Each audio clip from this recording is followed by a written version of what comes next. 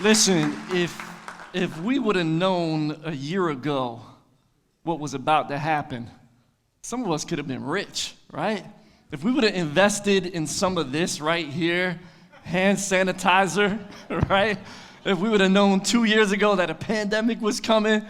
How many of y'all remember like when we couldn't find this anywhere, right? There was like a shortage of it and toilet paper and all kinds of other stuff. We're like, oh my goodness, oh, can I get a squirt? $1 for a squirt, right? It was funny because a little bit over a year ago, we were getting ready to reopen the church, and we had bought all these hand sanitizer stations where, you go and put your hand under it, pumps out a little squirt for you, but we couldn't find any hand sanitizer. It was hard enough for us to find the stations, right? It was like, yeah, we can get those. We ordered them like months in advance, and it was like, they'll be here in 3 months. We're like, oh my goodness, we gotta hurry up, right? Some were trying to find the hand sanitizer to put them, and there was like nothing anywhere. And so then there was people that were trying to sell bootleg sanitizer. This one company was like, yes, we have a special rum-flavored, hand sanitizer. We were like, woo, that's liquor. There was straight alcohol. They were selling for like $40 for like a gallon. I'm like, man, y'all this is crazy, right? So fortunately, as time went on, we learned that, COVID, it rarely spread from surfaces, so touching things wasn't as dangerous as we originally thought for COVID. But we do know that germs live on things. And when you touch things, if there's germs on it, you can get sick, you can get a cold. A lot of us have been sick before, right? And we don't want to get sick. It's no fun, right? And so, I've always been big on washing my hands and doing all that. How many of y'all have been more conscious on keeping your hands clean over the past, 2 years, right? So we've been a lot more conscious with that because we don't want to get sick, right? It's no fun being sick. But in the same way we want to keep our hands pure, believers in the building, a lot of us have taken a conscious effort to stay away from different kinds of pollutants and sinful things that will spiritually make us sick. Because some of us, we've been spiritually sick before, right? And we know that's no fun. And so we want to try to avoid that by any means necessary. And because we know that being spiritually sick can eventually even lead to death, right? Just like when you're physically sick as well. And so today we're going to talk about pursuing a mission of purity. And it's a mission, y'all. It's a mission. Now, disclaimer, let me say this, because there's been some churches that have pushed purity to an extreme where it's become very unhealthy. I mean, some people have even referred to this as the purity culture, and where it's become super legalistic, and there's so many rules and regulations, and it's messed a lot of people up. And it's even caused some people to totally just leave the church and disengage from Christianity because it was such a legalistic, manipulative, extreme thing. So when we talk about purity today, we're not going there, right? But at the same time, we have to admit, we have a problem. We do have a purity problem. And so the problem with a lot of American Christians is we look at this thing called purity, and we look at culture, and they're down here. So we're like, nah, I'm doing pretty good. I'm up here, because I'm not as bad as so-and-so. I'm not doing like what they're doing. But the problem is, God's standard is up here. And so we can settle for comparing to the culture standard, but we're supposed to be looking at what God's standard is. And so there's kind of this disconnect because his standard's on a whole nother level. Isaiah, man of God, he saw the Lord and he said to the Lord, woe to me. Right? And this was a righteous God. This was a spiritual leader. This was a prophet. And yet he said, I'm a man of unclean lips, and I live amongst unclean lips. Anybody live amongst some unclean lips? Don't point at anybody. That's your job and, your home, your neighborhood. There's a lot of unclean stuff going on. Family, we got to be on a mission together to avoid these contaminants, these pollutants, right? These spiritual pollutants, just like we're trying to avoid being physically sick. We got to be vigilant and protect our hearts and our minds. And so, first of all, how did we get here as a culture? How did we get to the point to where I'm talking about Christians are comparing themselves to the culture? And Christians are here, but God's standard is up here. Where did that gap come from? Where did that come? I think it's really because we've forgotten who we are. So we're doing this series called Forgotten Virtues. A lot of times we as believers, we've kind of forgotten who we are. And if you don't know who you are, you're not going to know what to do, right? So how many moms do we have in the building? Moms in the building, right? God bless all the moms. So moms, like if when your child was younger, some of you still have young kids, when the baby's crying, you know what to do because you're the mom. You feed the baby, you know how to hold it a certain way and, get the baby to calm down and nurture and, show the baby some love. And so you know what to do because you're the mom, right? Where's all the dads in the building? Dads in the building. So dads in the building, we get to have a teenager. Like I have teenagers now. And so my youngest is 15 now, and she's learning to drive. So what do you do as a dad when that happens? You pray. You pray. That's exactly what you do. You pray, oh, Lord, like help us, Lord, right? Help us here in this situation, right? So when you know who you are, you know what to do. The problem is some of us, we forgot who we are. And when you forget who you are, it's easy to get lost. And when it comes to this conversation about purity, it's easy to quickly just slide in and do some things we know we really shouldn't be doing, but we kind of forgot who we are, so it's easy to get dirty real fast. It's easy to go down the wrong path. And I love 2 Corinthians chapter 5, verse 17, where Paul tells us this. He says, this means that anyone who belongs to Christ has become what kind of person? Somebody say new. Come on, say new. I know y'all got a turkey hangover a little bit happening today, but come on, where y'all at? 10 o'clock, say new. There we go. There you go. Y'all are awake. You become a new person. The old life is gone, and a new life has begun. So as followers of Jesus, y'all, you're a new creation. I'm a new creation. We are new creations. And so when something is new, you like to take care of it, right? You like to clean it. You like to protect it. So my daughter, my oldest daughter, she got a car last year for Christmas. It wasn't a brand new car. It was a decent used car we got her, so it ain't gonna break down on the side of the road all the time, right? So we got her this car, and when she first got the car, man, let me tell you something, man, she was taking care of that. That was her baby. She was taking it to the car wash twice a week.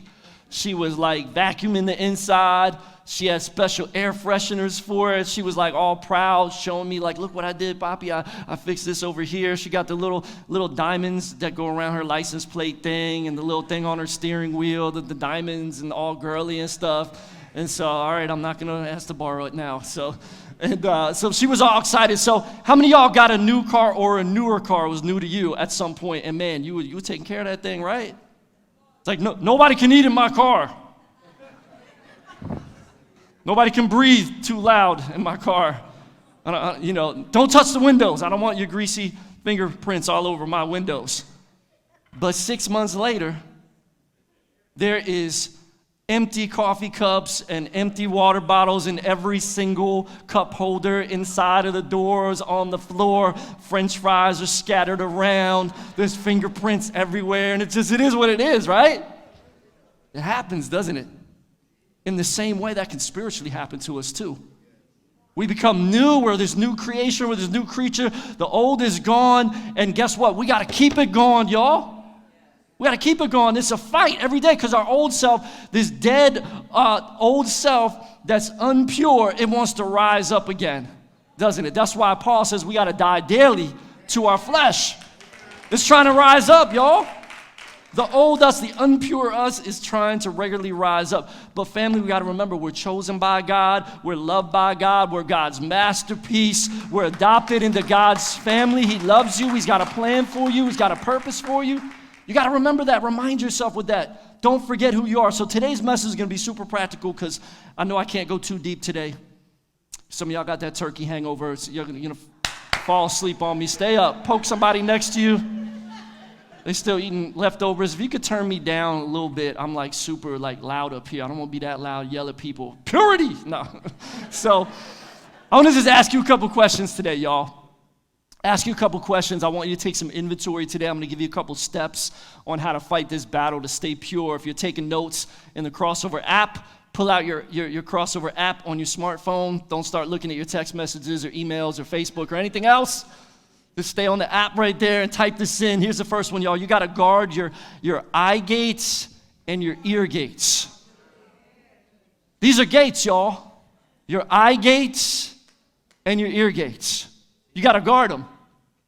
And so we've heard this term before that's thrown around. Some of y'all probably heard of gatekeepers. Y'all ever heard of that? The gatekeepers, right? So the gatekeepers let you into whatever it is. Like, I've been involved in the music industry, and there's gatekeepers in the music industry. And so you got to know the gatekeepers for them to really give you opportunities, right? But when it comes to the gatekeepers of your eye gates and your ear gates, guess who the gatekeeper is?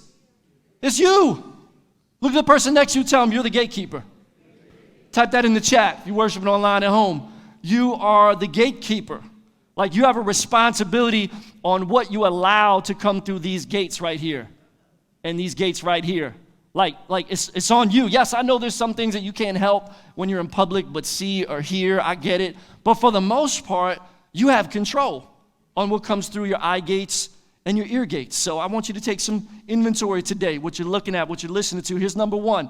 Number one, think about what music, what conversations, and audio content are you listening to?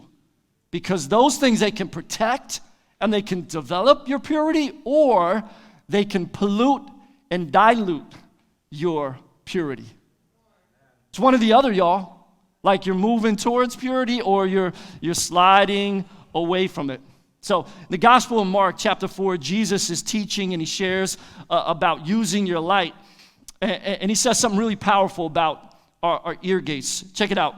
Verse 23 and 24, he says, if anyone has ears to hear, let him listen. And he said to them, pay attention to what you hear. By the measure you use, it will be measured to you, and more will be added to you. For whoever has, more will be given to him. Whoever does not have, even what he has will be what? Taken away.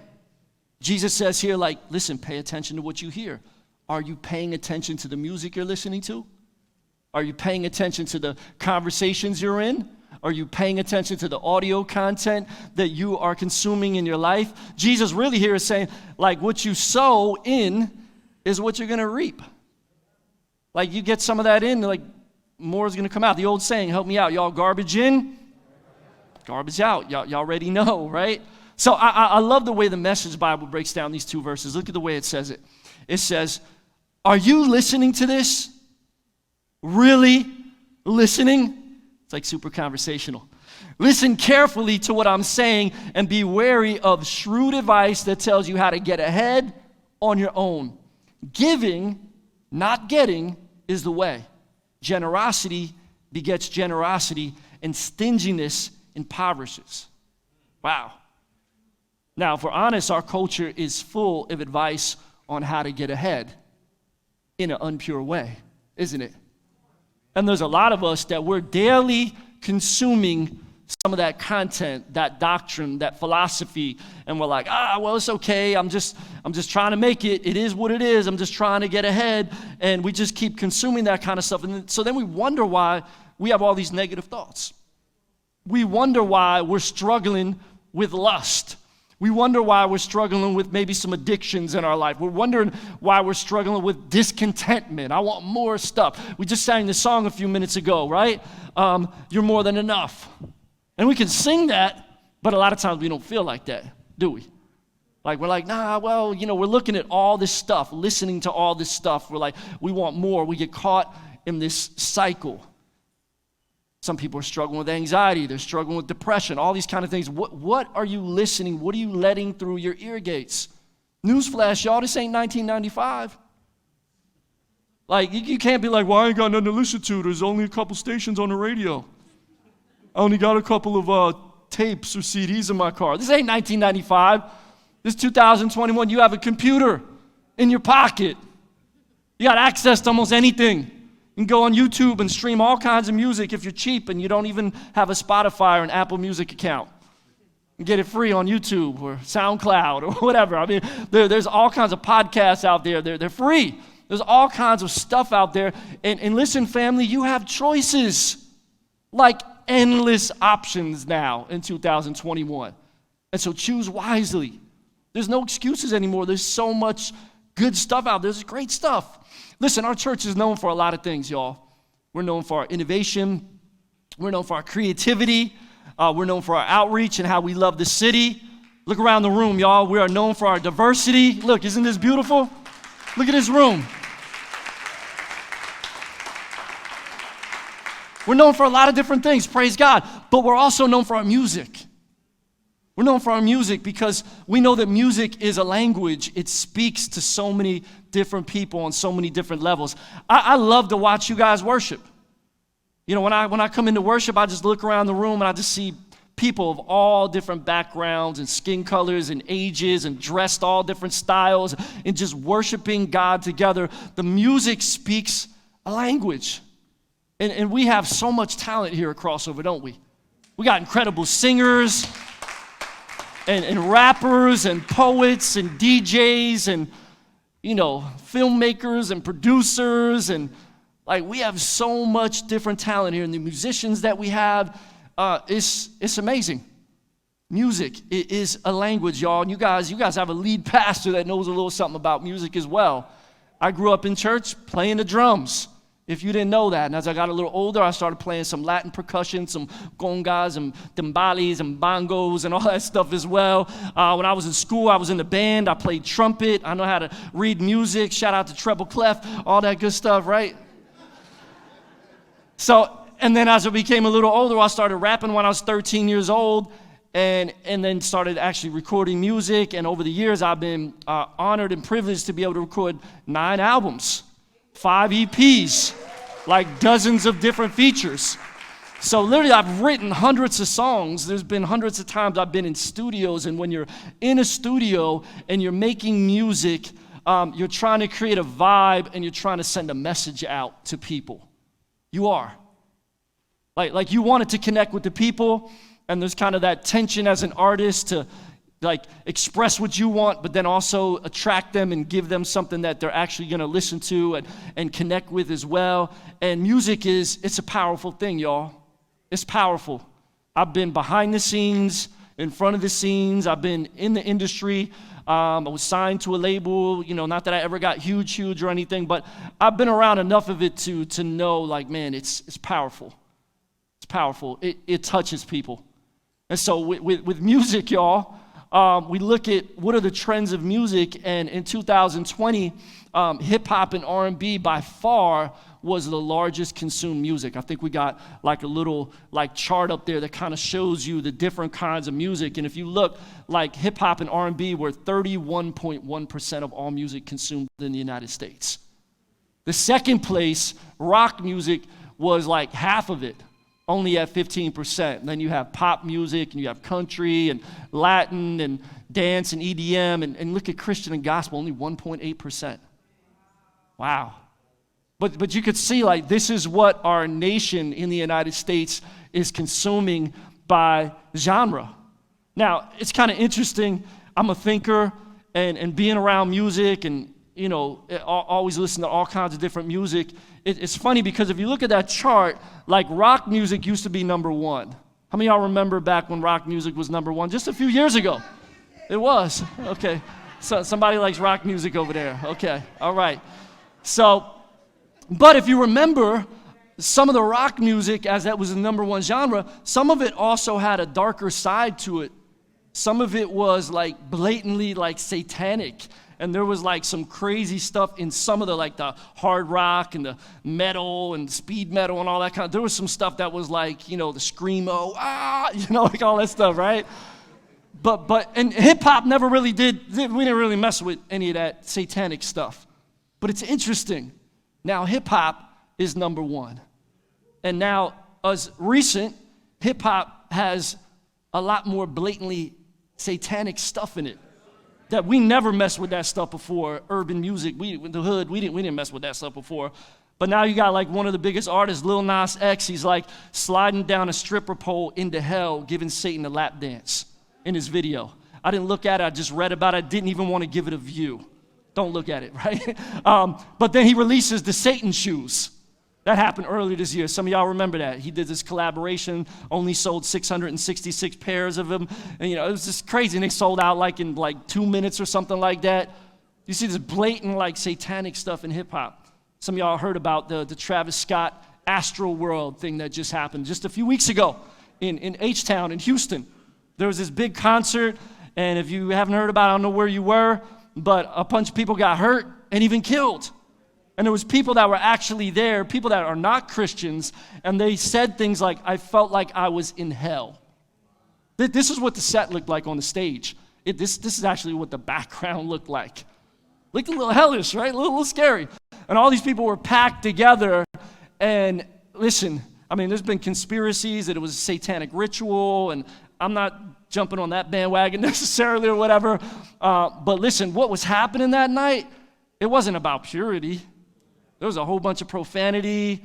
There was a whole bunch of crazy stuff happening, people on drugs. There was all kinds of different stuff. And what I do know is that hundreds of people got injured and taken to the hospital. And there was several people that were killed that night. It wasn't a night about purity, but this is where hip-hop has kind of went. At the same time, it's interesting and it's kind of crazy because I try to look at all the trends and whatnot, and it's interesting at the same time that narrative is going on. Arguably, the biggest hip-hop artist out there has had a huge conversion and is now following Jesus. Who would have thought? Kanye West. Crazy Kanye West, right? He's always in people's face. He's super prideful. Now he's a Christian and he calls his album Jesus is King. And he said he named it that just so people would say it, right? Jesus is King, and it's number one. This was last year, right? It was number one, and it was blatantly Christian. The funny thing is you got some Christian artists that are trying not to say too much about Jesus because they don't think they'll be as accepted, but then you got Kanye West, and it's Jesus in every song. And people are eating it up, and it has a lot of people scratching their heads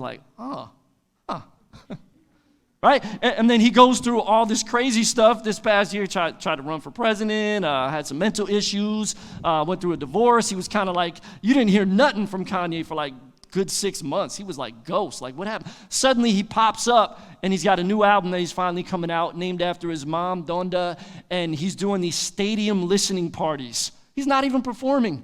He just walks out in the middle of the stadium dressed in a red outfit, and he just walks around. And the crowd's going crazy, and he's selling out stadiums during a pandemic, right? And it's what? So what does that tell me? He's an anomaly, I get that, but it does tell me that there is a group of people that are hungry for spiritual stuff. They're searching for it. The album came out, his new album, and even after all the stuff that he went through, it was even bigger than the Jesus is King album.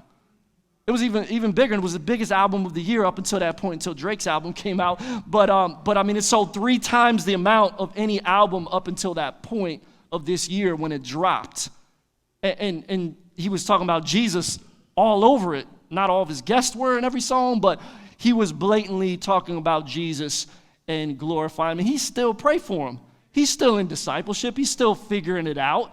When you first became a Christian, your life was probably messy too, wasn't it? But you didn't have millions of followers. So pray for the brother, right? I'm praying for him. I'm cheering for him. I'm rooting for him, right? But my point is that there's people out there that are searching for purity more than you think. They're tired of all the garbage stuff that's in the average music that's out there, and they're looking for something different. So some of you, sometimes, you might turn your music down a little bit when other people come around because you think, they might not like it, or, man, turn your music up when it's glorifying God. It might be exactly what that person needs to hear in that moment. People are hungry. They're searching, especially after everything that we've been through in this past year, y'all. So let me ask you this question. Is your music, is it pushing you towards purity or pulling you away from it? Think about that. Because it's pulling you towards it or it's pulling you away from it. Some of you might say, well, I'm not sure where to find good Christian music that's pure. Here's a step for you, y'all. There's a lot of great Christian hip-hop out there. There's a lot of great worship music. There's a lot of great gospel out there. There's Christian reggae. We try to expose you to all kinds of stuff like that. You have to aim for a new sky. Just showed you that song from Bizzle, right? Bizzle's new project just dropped called Soul Therapy just a couple of weeks ago. He's been here to Crossover a number of times. And we just recently had our Flavor Fest conference and music festival last month. We had over 50 incredible artists that were right here performing on this stage and throughout the building. And so if you're here today for the first time, you're going to get a gift bag, and it's got one of these magazines in it. And it's got some information about Flavor Fest and some of the artists that were here. And so if you're here and like you normally come to Crossover and you didn't get one of these, you can stop by the hip hop shop. We'll give you one for free. But there's a page in here that has a picture of all the artists, and many of their names are on there. And so go look them up. Go look them up on YouTube, on Spotify, on Apple Music. There's a lot of great playlists out there that this music is out there. There's positive stuff out there that you need to start filling your mind with that's going to pull you towards Christ, pull you towards purity instead of pull you away from it, the average stuff that's on the radio, y'all. So how many of y'all with me? Y'all with me? Come on, make some noise in the house. We got choices. We got choices, family. There's a lot of great podcasts out there as well. There's some information about some podcasts that's in the magazine too. And so, you might be in the middle of a conversation and there's some people saying some negative stuff. Like, listen, you can choose to walk away. Or you can choose to shut it down and challenge people. Say, hey, we ain't going to do that today. We're not going to talk about so-and-so like that. We're not going to gossip. We're not going to spread judgment. We're not going to do that. Those verses in Mark chapter 4 that we just read a few minutes ago, they also refer to that. They're talking about judgment as well. You judge other people, guess what? It's going to be measured back to you. You hate on other people, guess what? What you sow is what you... Y'all know, it's going to come back to you. I love verse 25 where it says, giving, not getting is the way. Generosity will lead to more generosity. When you develop a pure heart, a giving heart, and you realize like, hey man, when I give to God's work, when I give to other people, when I give, man, it's even better than getting. And when you can learn to be generous as you draw closer to God, and then guess what? God can see your heart is getting more pure, and he can trust you with even more. He can bless you with even more. And there's so many stories around this room and in rooms all over as people are streaming, people that have gotten that concept, and man, they've been blessed this year. There's so many stories here of people that have leveled up in their jobs, people that have started companies. There's all kinds of amazing things happening, and a lot of that can be pointed back to because their heart is pure. It's in the right place, and they're using their resources in a way that's furthering God's kingdom. And that's beautiful. And I want to pause and celebrate you guys for a minute because 2021 so far, and let me say this, one of our core values, we have 7 core values at Crossover. Core value number 6 is we are givers that love our city. And so we're givers. We're in this community. We're planted right here in Uptown Tampa so we can bless this community and we can love our city. And we're about that, and we've been doing that. I want to celebrate you guys for a minute because 2021 has been our biggest year of generosity as a church. Give it up for yourselves, y'all. This week, I looked at some of the stats, and this week, this year, by far, has been our biggest year of people donating to the ministry here, of the amount of people donating and the givers and all that stuff. It's been amazing. And you know what that's caused us to be able to do? That generosity, as it comes into the house is full of stores. We have the storehouse is full, and we're able to bless more people. And this year, we've been able to love our city in more new ways and do all kinds of stuff. And we're excited about 2022. We're dreaming. Pray for our staff tomorrow and Tuesday. We are going to be dreaming and planning for 2022, the vision that we have. We're going to reveal that next month. So pray for us. We're excited. We're just getting started, y'all. So one last question today. We talked about your ear gates, but briefly, I want to talk about your eye gates, y'all. Your eye gates. What movies, what shows, and what social media, what news are you looking at? What are you looking at? Because how many of y'all know it can mess you up? The news can mess you up. The news is like almost always negative. I know some people, they just feed themselves with the news all day long. They just walking around, and then they'll just regurgitate some bad news to you, and they have like a cloud over their head because they're just like listening to the bad news all the time. Sometimes there's good news. This week I do want to pause and celebrate for a minute The verdict came out for the Ahmaud Arbery case this week. That was some good news. That was some good news. Many of us were praying for that, like that justice would actually happen.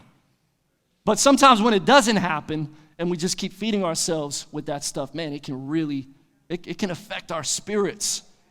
It can affect our purity, because we can start thinking some impure thoughts, right? Y'all feel me? Psalm 101. It's a psalm that's written by King David. And if you didn't know, the Psalms, they're songs. How many of y'all knew that? The Psalms are songs. They're actually lyrics that were sung. And so many times the Psalms will tell you who wrote the psalm. And this was actually a psalm of King David, a.k.a. KD. So KD drops in verse 3. He spits this. He says, I will not set before my eyes anything that is what? That is worthless. I hate the work of those who fall away. It shall not cling to me. How many of us are rolling like that? If we're honest, we all got some work to do. We got some work to do. Because we regularly allow some worthless stuff to come through our eye gates. Come on. You're in church, don't lie. Sometimes we look at some stuff we shouldn't be looking at. We shouldn't be. And look at that second bar that KD drops. He said, I hate the work of those that fall away. I won't allow it to cling to me.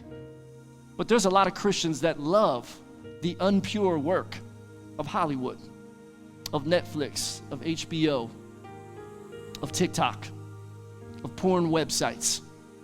Like, oh man, well, it's just so good. It's done so well. And you know what? It clings to them. But Pastor T, it's not really that big of a deal. It's not really going to hurt me. I'm mature. I can handle it. I've been a Christian now for a minute. I've been a Christian for 3.5 months.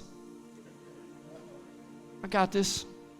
Doesn't matter if you've been a Christian for 3.5 months, 3.5 years, 3.5 decades. If you keep consuming that kind of stuff, right? If you keep consuming that kind of stuff, it's going to impact you. It's going to affect you.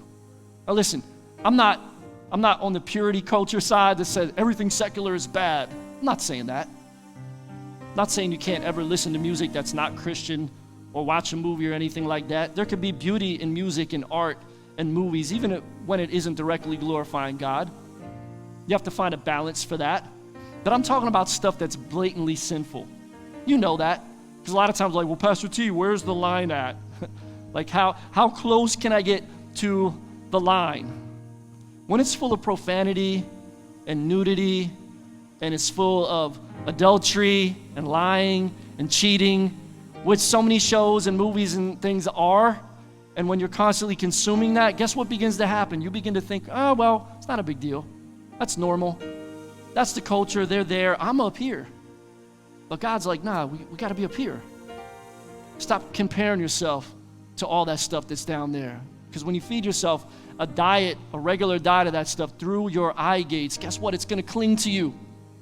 It's going to impact you. You're going to be thinking about it even subconsciously. And you're going to be thinking it's not really a big deal. So, write this down. Some of your last notes here is what you set before your eyes.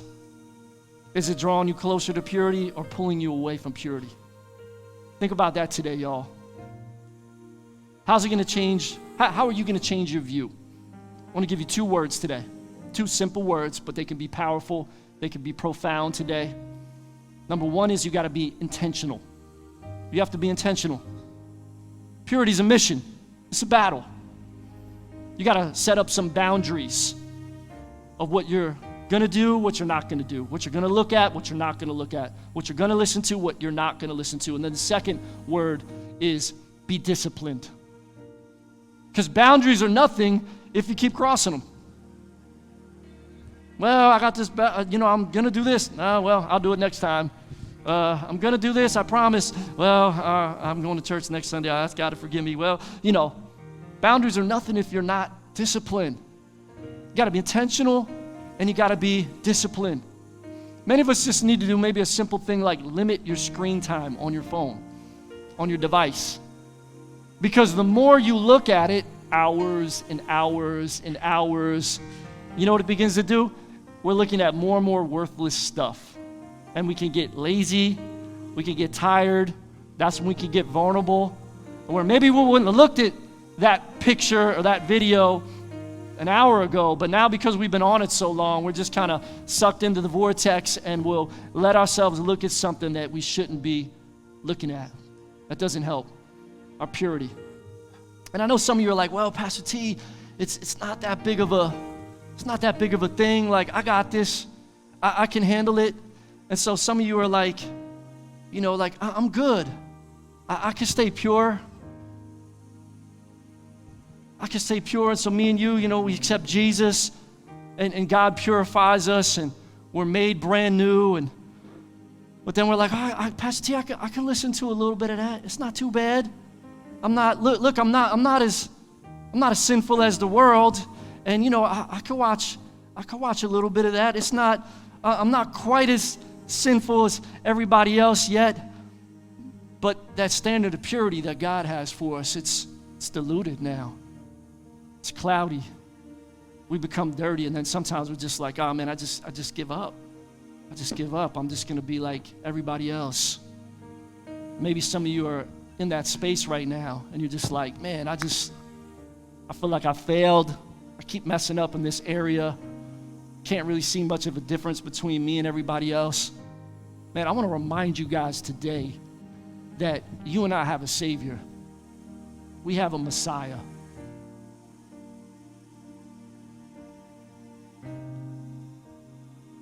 And if we're honest, and we say, God, forgive me.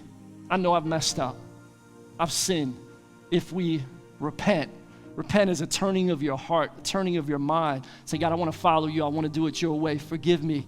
Guess what? Because of what Jesus did on the cross, boom. You can be pure again. You can be made whole again. God can forgive you right here, right now, even in this moment. Some of you might be, well, Pastor T, like I've done too much. I don't know if God can, I don't know. Listen, Jesus took the sins of the world upon his shoulders. The sins of the world, all of us.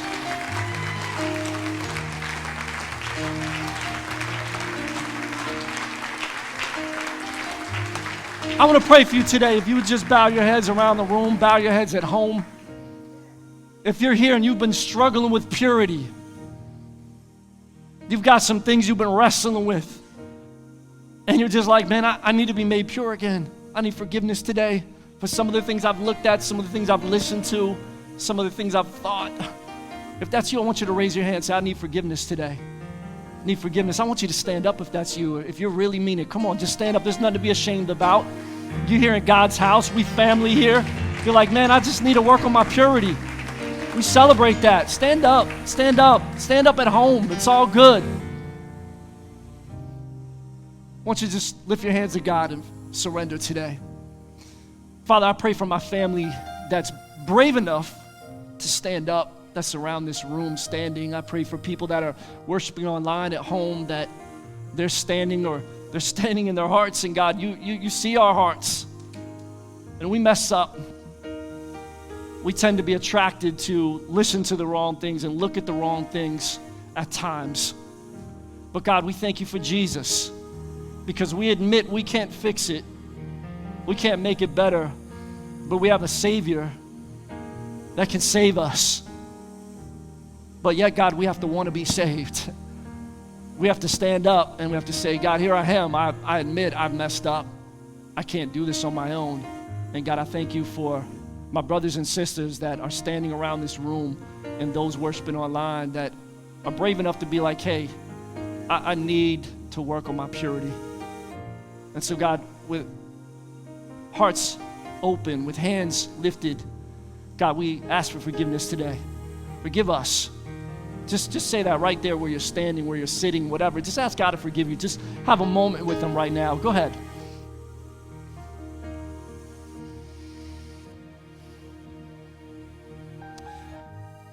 God, we thank you for Jesus, and we thank you for the opportunity that we can be forgiven, we can be made pure again. But Father, I pray that we won't take it for granted. We won't take it for granted. We won't just keep going back out and doing the same things again. I pray there will be real, authentic change, and we'll remember this time when we stood with hands lifted and hearts raised, November 28th, 2021, and this day can be a turning point. It can be a catalyst for our purity, for us drawing closer to God, and for us guarding our eye gates and our ear gates. God, help us to raise up and be good stewards and be responsible, God, for our souls, for what we let in. God, bless your people. Help them to take the next steps they need to. Help them be intentional and disciplined and have accountability if they need it. God, whatever the next steps are, God, the practical steps, help them to do the work and just put a hedge of protection, a shield around them, their hearts and their minds. In Jesus' name, everyone said, amen. Come on, give it up for Jesus today. Yeah, y'all could be seated. Listen, our prayer room is going to be open after the service. It's right over to the right. So if you want to be prayed for today, if God is still not done with you, some of our team is over there to pray with you, encourage you to head over there and get prayed for. And we love you guys. We love you. Give it up for Jesus one more time, y'all.